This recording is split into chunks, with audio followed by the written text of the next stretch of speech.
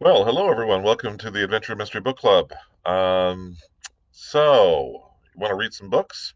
Sounds like fun. I'm Bill Mallory, branch manager of the La Jolla Library. So glad you could join me for today's reading of the title-less chapter 10. As we go on, as we are heading towards the conclusion of our story. And I did want to bring up one thing real quick is that after we read today's chapter, there will only be 3 chapters left. And so we will be reading our concluding chapter of Whose Body by Dorothy L. Sayers on a week from today. We have reached that time again where it is time to start thinking about what our next title will be to read. So, I will put up the list again, and as is always the case in those situations, it's not a complete list. It's only a partial list, and there are uh, a lot of other titles that are available. Obviously, we would like to keep the titles in a public domain, and once they're in public domain, there's no problem with copyrights or anything to read them. They're just free and available to everybody, and they're available on Project Gutenberg, so you can also download them from there and get a copy for yourself and just read them for free. Um, just a heads up on that, something to keep in mind. I'll put the list up again, and again, I'll always welcome new ideas and new suggestions for that as long as the titles are in public domain and they fit in the adventure or mystery genre. Then we have a possibility of reading it. And I look forward to finding out what your choice is. I mean, I have never read until now Whose Body by Dorothy L. Sayers.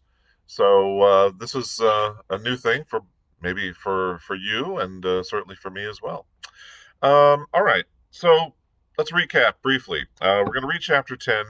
In chapters 8 and 9, which we read last time, we saw that Lord Peter had a PTSD flashback, and it's kind of come out of the blue. And I believe that they have referenced earlier on that he had fought in the Great War, World War One, and um, then all in the midst of figuring out who the body in the bathtub is and the trial of Mr. Thipps and Miss Horrocks, the maid, and dealing with Inspector Sugg, the terrible inspector, and talking with Crimplesham, who was the owner of the pince nez that they found in the body, and for the missing financier by the name of Levy, and and how does this all sort of fit together? Well, he's he's coming across some ideas, and um, in the middle of the night, Lord Peter um, gets up, and Bunter, his valet, hears him, and Lord Peter is shaking Bunter, and he's talking about the war, and it's as if he was in the middle, in the trenches, right then and there, and he's yelling, and he's trying to make sure that they can stay safe from the Germans, and he's having and it's good because we sort of see this relationship between Whimsy and Bunter in that he calls Bunter Sergeant and Bunter calls Whimsy Major.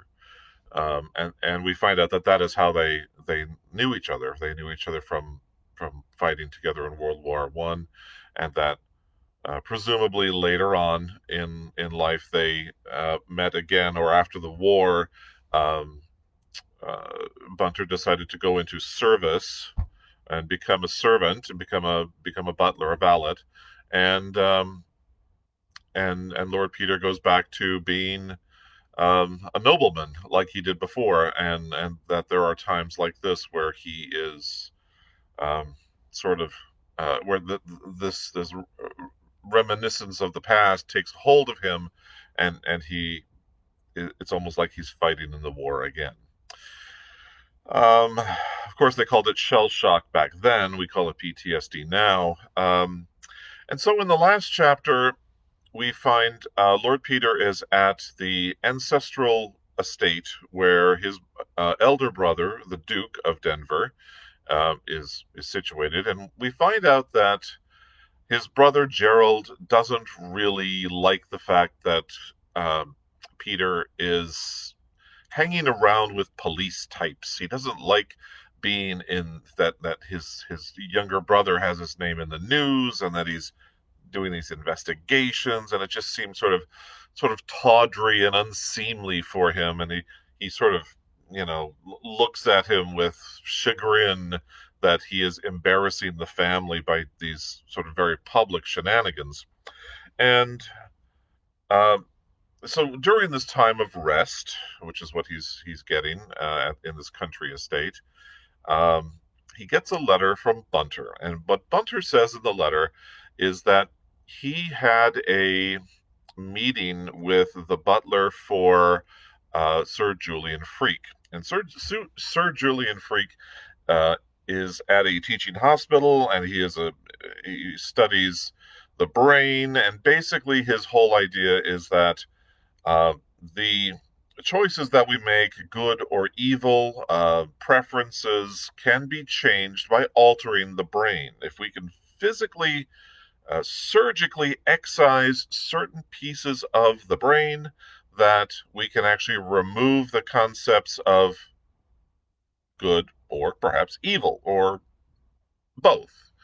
And so he's written several books on the subject, and it's something that suddenly the flash bulb goes up over Lord Peter's head, and he realizes there's a connection here. And as soon as he makes that realization, he has not made it to us, the reader, yet, but he has read this letter from Bunter, where Bunter, the butler of Sir Julian Freak, explains that there was this time when he met this fellow, and then what normally happens is when he meets him in the library, then he will call the butler up to take him and escort him out of the house when it's time to do that. And or if he talks with people downstairs in the lobby area, then he will let them out himself.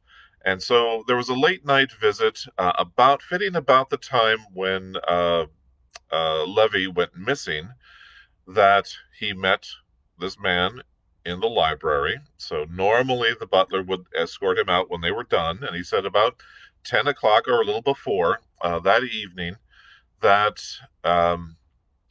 even though he was at the library, the guest was at the library, he did not usher him out. He basically heard something that went along the lines of, "Okay, goodbye," and the door gets closed, and that's it. And this is the revelation that has kind of set off Lord Peter, in that he doesn't he's this has now means something more to him.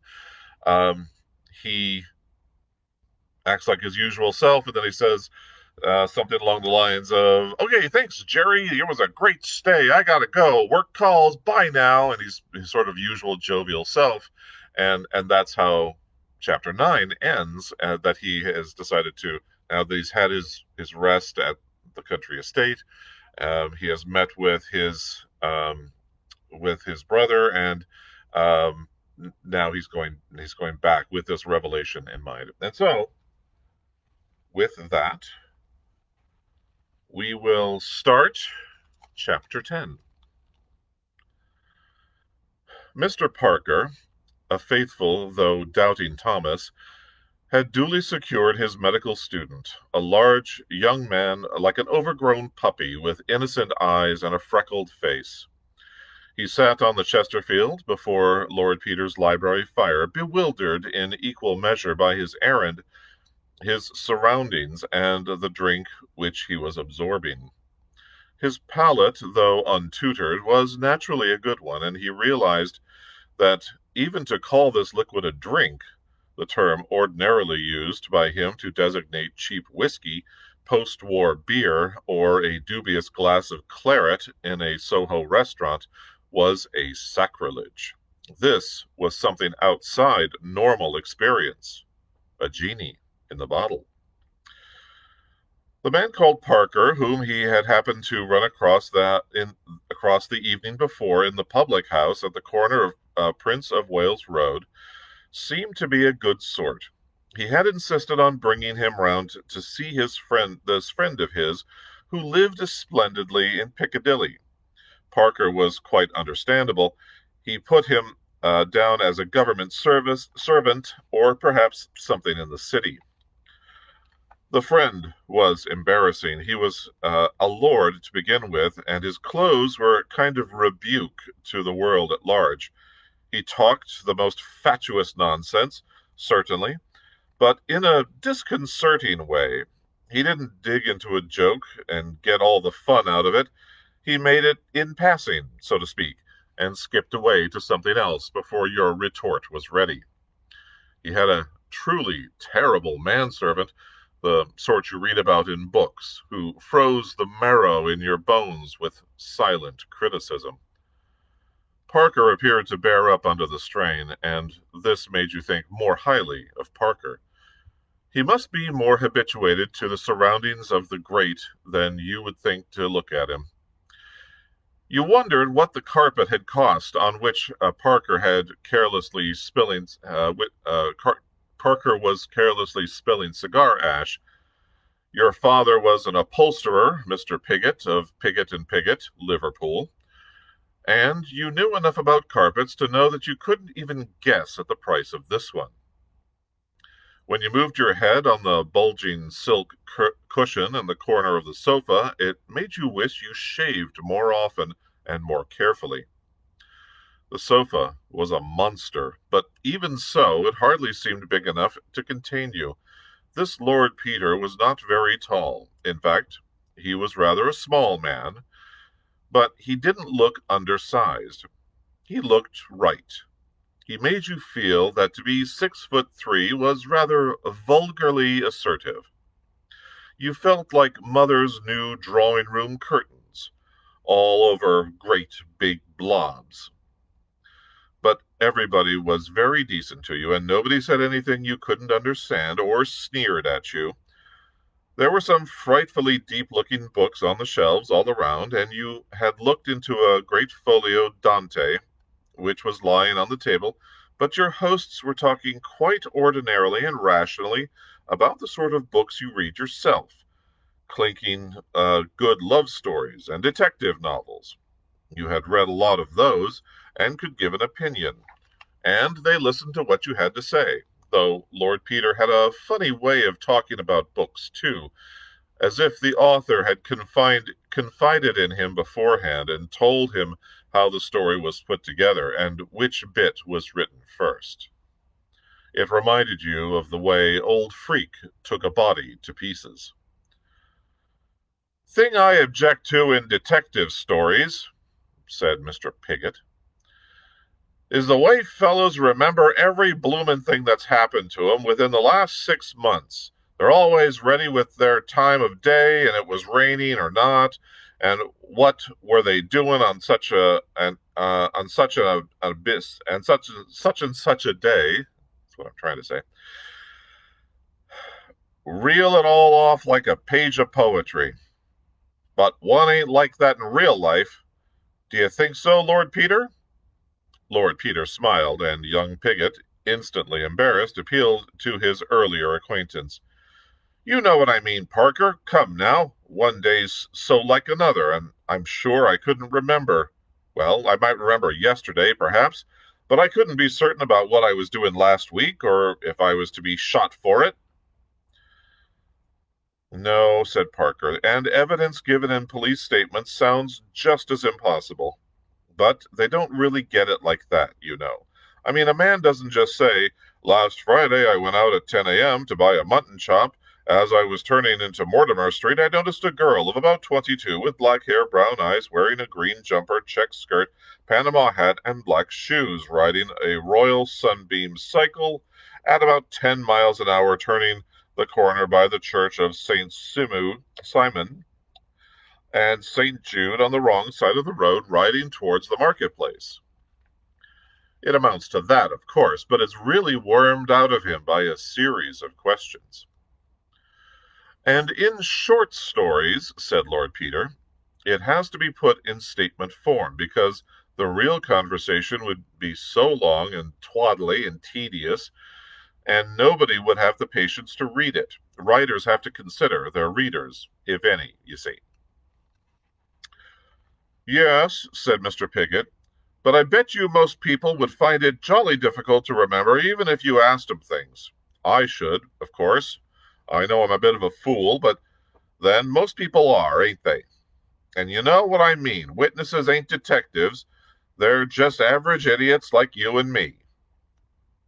Quite so, said Lord Peter, smiling as the force of the last phrase sank into its unhappy perpetrator. You mean, if I were to ask you in a general way what you were doing, say, a week ago today, you wouldn't be able to tell me a thing about it offhand.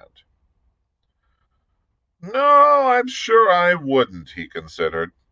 No, I was at the hospital as usual, I suppose, and being Tuesday, there'd be a lecture on something or other, dashed if I know what.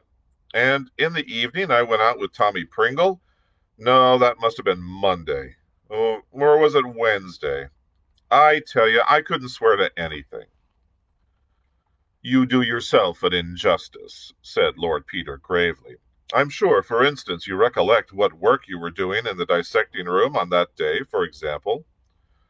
Lord, no, not for certain. I mean, I dare say it might come back to me if I thought for a long time, but I wouldn't swear to it in a court of law. I'll bet you a half a crown to sixpence, said Lord Peter, that you'll remember within 5 minutes. I'm sure I can't. We'll see. Do you keep a notebook of the work you do when you dissect, drawings or anything? Oh, yes. Think of that. What's the last thing you did in it?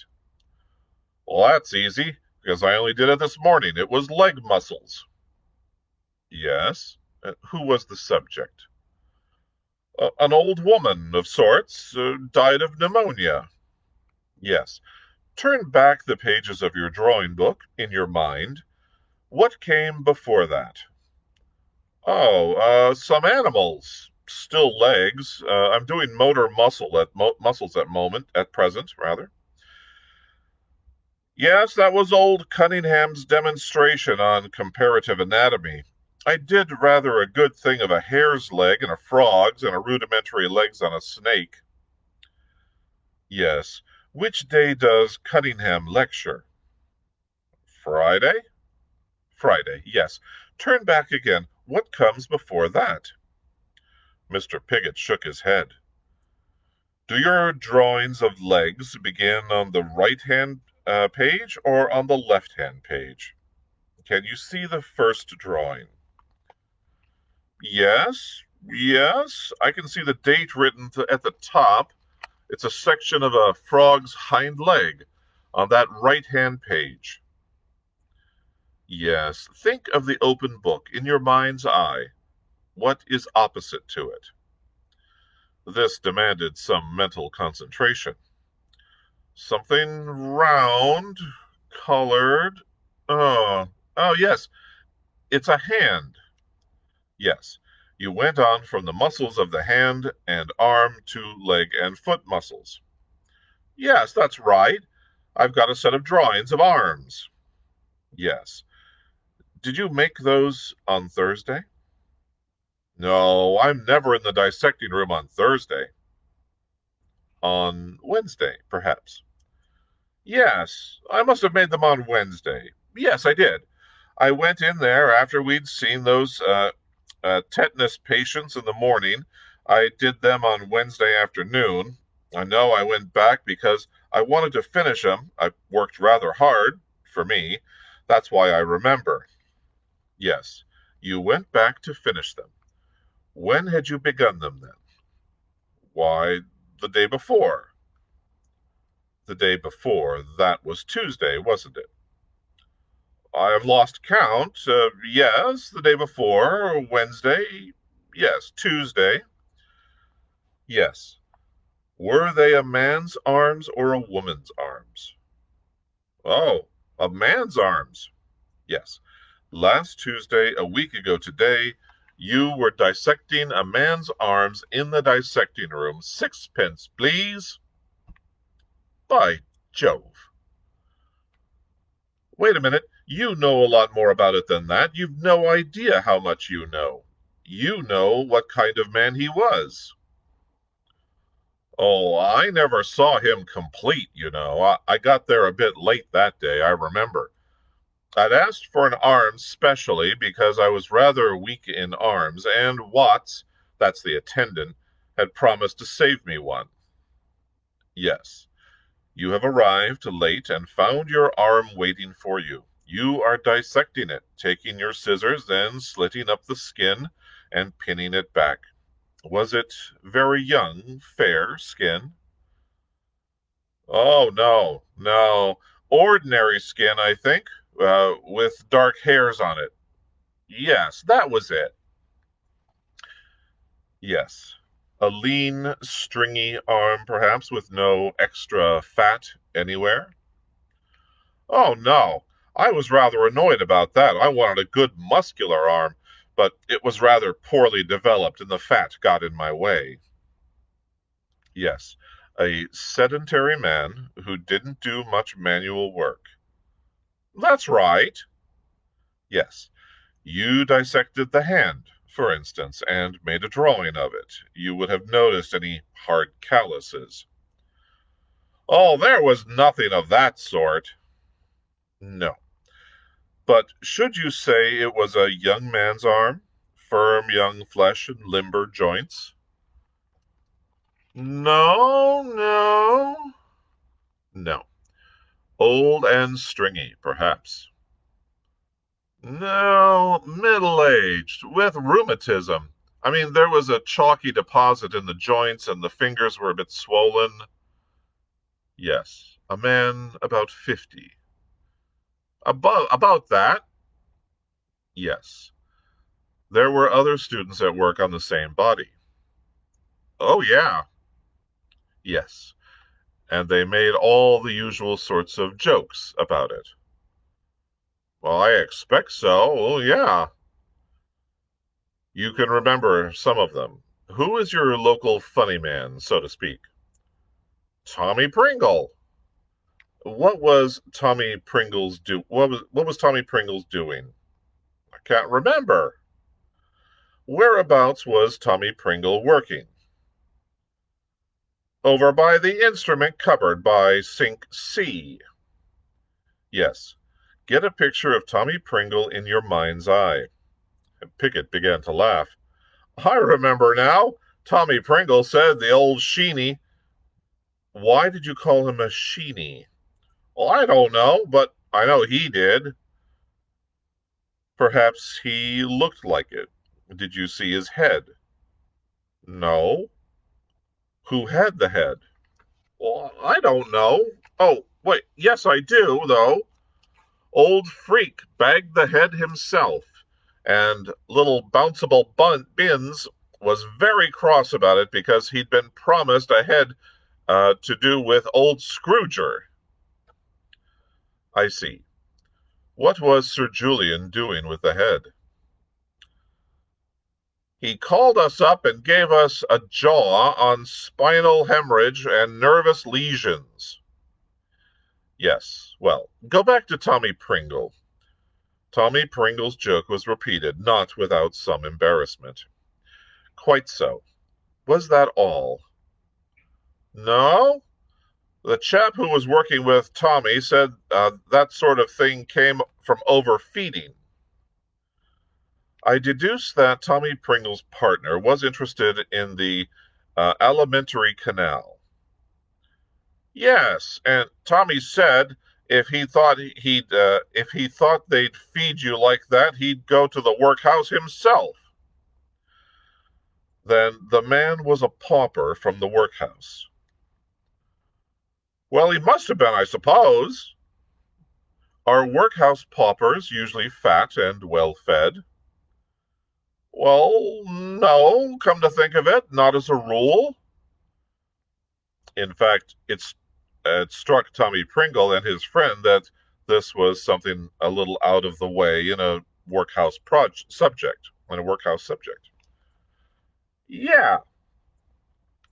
And if the alimentary canal was so entertaining to these gentlemen, I imagine the subject had come by his death shortly after a full meal. Yes? Oh, yes. He'd have to, wouldn't he? Well, I don't know, said Lord Peter. That's in your department, you know. That would be your inference from what they said. Oh, yes, undoubtedly. Yes. You wouldn't, for example, expect them to make that observation if the patient had been ill for a long time and fed on slops. Well, of course not. Well, you see, you really know a lot about it. On Tuesday week, you were dissecting the arm muscles of a rheumatic, middle-aged Jew of sedentary habits who had died shortly after eating a heavy meal of some injury producing spinal hemorrhage and nervous lesions, and so forth, and who was presumed to come from a workhouse. Yes. And you could swear to those facts, if need were. Well, if you put it that way, I suppose I could. Of course you could. Mr. Piggott sat for some moments in contemplation. I say, he said at last. I did know all that, didn't I? Oh, yes, you knew it all right, like Socrates' slave. Who's he? A person in a book I used to read as a boy. Oh, does it come in The Last Days of Pompeii? No, another book. I dare say you escaped it. It's rather dull. I never read much except Henty and Fenimore Cooper at school. But I have got rather an extra good memory then. You have a better memory than you credit yourself with. And why can't I remember all the medical stuff? It all goes out of my head like a sieve. Well, why can't you? Said Lord Peter, standing on the hearthrug and smiling down at his guest.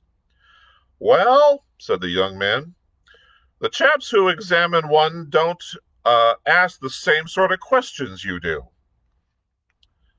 No? No. They leave you to remember all by yourself, and it's beastly hard. Nothing to catch hold of, don't you know? But I say, how did you know about Tommy Pringle being the funny man? And I didn't till you told me. No, I know. But how did you know he'd be there if you did ask? I mean to say, said Mr. Piggott, who was becoming mellowed by influences themselves not unconnected with the alimentary canal. I say, you're rather clever, or am I rather stupid? No, no, said Lord Peter, it's me. I'm always asking stupid questions. Everybody thinks I must mean something by them. This was too involved for Mr. Piggott. Never mind, said Parker soothingly. He's always like that. You mustn't take any notice. He can't help it. It's premature senile decay, often observed in families of hereditary legislatures. Go away, Whimsy, and play us the Beggar's Opera or something. Well, that's good enough, isn't it? Said Lord Peter, that when the happy Mr. Piggott had been dispatched home after a really delightful evening. I'm afraid so, said Parker, but it seems almost incredible. There's nothing incredible in human nature, said Lord Peter. At least in educated human nature. Have you got that exhumation order? I shall have it tomorrow. I thought of fixing up with the workhouse people for tomorrow afternoon. I shall have to go and see them first. Right you are. I'll let my mother know. I begin to feel like you, Whimsy. I don't like this job. I like it a deal better than I did. You are really certain we're not making a mistake? Lord Peter had strolled across the window. The curtain was not perfectly drawn, and he stood gazing out through a gap into lighted Piccadilly. At this, he turned around. If we are, he said, we shall know tomorrow, and no harm will have been done. But I rather think you will receive a certain amount of confirmation on your way home. Look here, Parker. Do you know, if I were you, I'd spend the night here. There's a spare bedroom. I can easily put you up. Parker stared at him. Do you mean I'm likely to be attacked? I think it very likely indeed. Is there anybody in the street? Not now. There was half an hour ago. When Piggott left? Yes. I say, I hope the boy is in no danger. That's what I went down to see. I don't think so. The fact is, I don't suppose anybody would imagine we'd exactly make a confidant of Piggott. But I think you and I are in danger. You'll stay? I'm damned if I will, Whimsy. Why should I run away? Bosh, said Peter. You'd run away all right if you believed me, and why not? You don't believe me. In fact, you're still not certain I'm on the right track. Go in peace, but don't say I didn't warn you. Excuse me. I won't. I'll dictate a message with my dying breath to say I was convinced. Well, don't walk. Take a taxi. Very well, I'll do that. And don't let anybody else get into it. Well, no. It was a raw, unpleasant night. A taxi deposited a load of people returning from the theater at the block of flats next door, and Parker secured it for himself. He was just giving the address to the driver when a man came hastily running up from a side street. He was in evening dress and overcoat. He rushed up, signaling frantically. Sir, dear me, why, it's Mr. Parker. How fortunate. If you would be so kind. Summoned from the club, a sick friend, can't find a taxi, everybody going home from the theater. If I might share your cab. You are returning to Bloomsbury? I want Russell Square, if I might presume, a matter of life and death. He spoke in hurried gasps, as though he had been running violently and far. Parker promptly stepped out of the taxi. Delighted to be of service to you, Sir Julian, he said. Take my taxi. I'm going down to Craven Street myself, but I'm in no hurry. Pray make use of the cab. It's extremely kind of you, said the surgeon. I am ashamed. That's all right, said Parker cheerily. I could wait. He assisted Freak into the taxi. What number? 24 Russell Square, driver, and look sharp. The taxi drove off. Parker remounted the stairs and rang Lord Peter's bell. Thanks, old man, he said. I'll stop the night after all. Come in, said Whimsy. Did you see that? Asked Parker. I saw something. What happened exactly? Parker told his story. Frankly, he said, I've been thinking you a bit mad, but now I'm not quite so sure of it. Peter laughed. Blessed are they that have not seen and yet have believed. Bunter, Mr. Parker will stay the night. Look here, Whimsy. Let's have another look at this business. Where's that letter? Lord Peter produced Bunter's essay in dialogue. Parker studied it for a short time in silence. You know, Whimsy, I'm as full of objections to this idea as an egg is of meat. So am I, old son. That's why I want to dig up your Chelsea pauper, but trot out your objections. Well, look here. I don't pretend to be able to fill in all the blanks myself. But here we have two mysterious occurrences in one night and a complete chain connecting the one with another through one particular person. It's beastly, but it's not unthinkable. Yes, I know all that, but there are one or two quite definite stumbling blocks. Yes, I know. But see here, On the one hand, Levy disappeared after being last seen looking for Prince of Wales Road at 9 o'clock. At 8 next morning, a dead man, not unlike him in general outline, is discovered in a bath in Queen Caroline Mansions. Levy, by Freke's own admission, was going to see Freak. By information received from Chelsea Workhouse, a dead man answering to the description of the Battersea corpse in its natural state was delivered the same day to Freak. We have Levy with a past and no future, as it were, an unknown vagrant with a future in the cemetery and no past, and Freak stands between their future and their past. That looks all right. Yes. Now, further, Freak has a motive for getting rid of Levy, an old jealousy. Very old, and not much of a motive.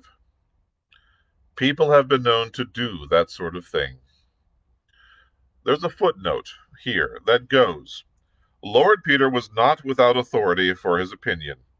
With respect to the alleged motive, it is of great importance to see whether there is a motive for committing such a crime, or whether there was not, or whether there is an improbability of its having been committed so strong as not to be overpowered by positive evidence. But if there be any motive which can be assigned, I am bound to tell you that the inadequacy of that motive is of little importance. We know from the experience of criminal courts that atrocious crimes of this sort have been committed from very slight motives, not merely from malice and revenge, but to gain a small pecuniary advantage and to drive off for a time pressing difficulties. L.C.J. Campbell, summing up in the Reg versus Palmer shorthand report. Back to the story. Lord Peter is saying, you're thinking that people don't keep up old jealousies for 20 years or so. Perhaps not. Not just primitive brute jealousy. That means a word and a blow. But the thing that rankles is hurt vanity. That sticks. Humiliation. And we've all got a sore spot we don't like to have touched. I've got it. You've got it. Some blighter said hell knew no fury like a woman scorned. Sticking it onto women, poor devils. Sex is every man's loco spot. You needn't fidget, you know it's true. He'll take a disappointment, but not a humiliation. I knew a man once who'd been turned down, not too charitably, by a girl he was engaged to. He spoke quite decently about her. I asked what had become of her. Oh, he said, she married the other fellow, and then burst out, couldn't help himself. Lord, yes, he cried. To think of it, jilted, for a Scotsman. I don't know why he didn't like Scots, but that was what got him in the raw. Look at Freak. I've read his books. His attacks on his antagonists are savage. He's a scientist, yet he can't bear opposition, even in his work, which is where any first-class man is most sane and open-minded. Do you think he's a man to take a beating from any man on a side issue? On a man's most sensitive side issue? People are opinionated about side issues, you know. I see red if anybody questions my judgment about a book. And Levy, who was nobody 20 years ago, romps in and carries off Freak's girl from under his nose. It isn't the girl Freak would bother about. It's having his aristocratic nose put out of joint by a little Jewish nobody.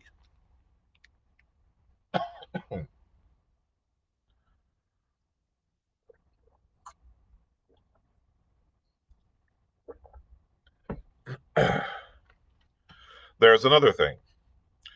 Freak's got another side issue. He likes crime. In that criminology book of his, he gloats over a hardened murderer. I've read it, and I've seen the admiration simply glaring out between the lines whenever he writes about a callous and successful criminal. He reserves his contempt for the victims or the penitents or the men who lose their heads and get found out. His heroes are Edmond de la Pommeraye, who persuaded his mistress into becoming an accessory to her own murder, and George Joseph Smith of Brides in a Bath fame, who could make passionate love to his wife in the night and carry out his plot to murder her in the morning. After all, he thinks conscience is a sort of vermiform appendix. Chop it out, and you'll feel all the better. Freak isn't troubled by the usual conscientious deterrent. Witness his own hand in his books. Now again, the man who went to Levy's house in his place knew the house. Freak knew the house. He was a red-haired man, smaller than Levy, but not much smaller, since he could wear his clothes without appearing ludicrous. You have seen Freak. You know his height, about 5'11". I suppose, and his auburn mane. He probably wore surgical gloves. Freak is a surgeon. He was a methodical and daring man. Surgeons are obliged to be both daring and methodical. Now take the other side. The man who got hold of the Battersea corpse had to have access to dead bodies. Freak obviously had access to dead bodies. He had to be cool and quick and callous about handling a dead body. Surgeons are all that. He had to be a strong man to carry the body across the roofs and dump it in at Thip's window. Freak is a powerful man and a member of the Alpine Club. He probably wore surgical gloves, and he let the body down from the roof with a surgical bandage. This points to a surgeon again.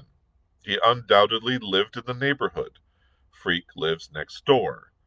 The girl you interviewed heard a bump on the roof of the end house. That is the house next to Freak's.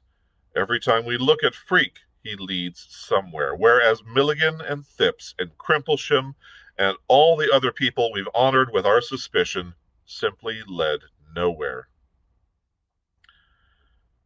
Yes, but it's not quite so simple as you make out. What was Levy doing in that surreptitious way at Freak's on Monday night? Well, you have Freak's explanation. Rot, Whimsy. You said yourself it wouldn't do. Excellent. It won't do. Therefore, Freak was lying. Why should he lie about it unless he had some object in hiding the truth? Well, but why mention it at all? Because Levy, contrary to all expectation, had been seen at the corner of the road. That was a nasty accident for Freak. He thought it best to be beforehand with an explanation of sorts. He reckoned, of course, on nobody's ever connecting Levy with Battersea Park. Well, then, we come back to the first question. Why did Levy go there? I don't know, but he got there somehow. Why did Freak buy all those Peruvian oil shares? I don't know, said Parker in his turn. Anyway, went on Whimsy, Freak expected him and made arrangements to let him in himself so that Cummings shouldn't see who the caller was. But the caller left again at 10. Oh, Charles, I did not expect this of you. This is purest suggery. Who saw him go? Somebody said good night and walked away down the street, and you believe it was Levy because Freak didn't go out of his way to explain that it wasn't. Do you mean that Freak walked out cheerfully out of the house to Park Lane and left Levy behind, dead or alive, for Cummings to find? We have Cummings' word that he did nothing of the sort. A few minutes after the steps walked away from the house, Freak rang the library bell and told Cummings to shut up for the night. Then, well, There's a side door to the house, I suppose. In fact, you know there is. Cummings said so, through the hospital. Yes? Well, where was Levy? Levy went up to the library and never came down. You've been in Freak's library. Where could you have put him? In my bedroom next door. Then that's where he did put him. But I suppose the man went in to turn down the bed. Beds are turned down by the housekeeper earlier than 10 o'clock. Yes, but Cummings heard Freak about the house all night. He heard him go in and out 2 or 3 times. He'd expect him to do that anyway. Do you mean to say Freak got all that job finished before 3 in the morning? Why not? Quick work? Well, call it quick work. Besides, why 3? Cummings never saw him again till he called him for 8 o'clock breakfast. But he was having a bath at 3. I don't say he didn't get back from Park Lane before 3, but I don't suppose Cummings went and looked through the bathroom keyhole to see if he was in the bath. Parker considered again. How about Crimplesham's pince nez? He asked. That is a bit mysterious, said Lord Peter. And why Thip's bathroom? Why, indeed. Pure accident, perhaps, or pure devilry. Do you think all this elaborate scheme could have been put together in a night, Whimsy? Far from it. It was conceived as soon as that man who bore a superficial resemblance to Levy came into the workhouse. He had several days. I see. Freak gave himself away at the inquest. He and Grimbold disagreed about the length of the man's illness. If a small man, comparatively speaking, like Grimbold, presumes to disagree with a man like Freak because he is sure of his ground, then if your theory is sound, Freak made a mistake. Yes, a very slight one. He was guarding with unnecessary caution against starting a train of thought in the mind of anybody, say the workhouse doctor. Up till then, he had been reckoning on the fact that people don't think a second time about anything, a body, say, that's once been accounted for. What made him lose his head? A chain of unforeseen accidents. Levy's having been recognized, my mother's son having foolishly advertised in the Times his connection with the Battersea end of the mystery, Detective Parker, whose photograph has been a little prominent in the illustrated press lately, seen sitting next door to the Duchess of Denver at the inquest. His aim in life was to prevent the two ends of the problem from linking up. And there were 2 of the links, literally side by side. Many criminals are wrecked by over-caution. Parker was silent. And that, my friends, is our conclusion of Chapter 10. And there's Lord Peter Whimsy putting together all the pieces and starting to realize what has happened. And now that we know this, we as the reader, what will happen and what will they do? Guess we'll have to wait till Monday at 4 o'clock when we are back with the Adventure and Mystery Book Club to find out more of what's happening. Just a reminder that I want you to start thinking about what our next title will be as we read. I will put the list up again on the Facebook page, and hopefully you will take a look at it, or in your genius, you will come up with an even better idea than anything I have written down, and you can suggest it in the comments. Please vote for the title that you would like in the comments part of the Facebook post, and then we can get a start on what we're going to read a week from Monday. A week from Monday, we will start a brand new title, and who knows what it'll be. Surprise me. Thank you very much for joining me today. I hope you have a great weekend, and we'll see you again. Bye, everyone.